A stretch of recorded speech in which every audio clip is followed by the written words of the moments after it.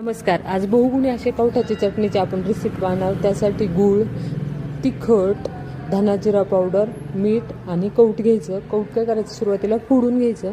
त्याच्यातला गर काढल्यानंतर त्यात शिरा असतात, त्या शिरा सेपरेट करून घ्यायच्या. कवठामध्ये व्हिटॅमिन सी आणि फायबर खूप मोठ्या प्रमाणात असतं.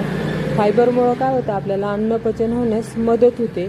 अन्नपचन व्यवस्थित झालं की आपली प्रतिकारशक्ती वाढल्या जाते. प्रतिकारशक्ती वाढल्यामुळे आपण कमी आजारी पडतो. हे फळ आपल्या मातीत येतं, त्यामुळे ते 100% एकदम प्युअर असतं. आणि शिवाय ह्या झाडावर कोणते फवारे वगैरे असं काही मारले जात नाहीत. त्यामुळे हे फळ तुम्ही नक्की खाल्लं पाहिजे.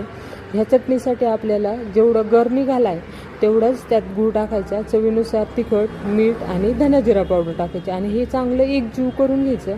ही चटणी तुम्ही खिचडी भातासोबत, चपातीसोबत खाऊ शकता किंवा नुसती खाल्ली तरी चालते. अशी ही बहुगुणी चटणी तुम्ही नक्की करून पहा आणि आपल्या मुलांना आपल्या मातीत जे फळं येतात ना त्याच्याविषयी तुम्ही नक्की प्रेम निर्माण करा त्यांच्या मनात. Okay, bye.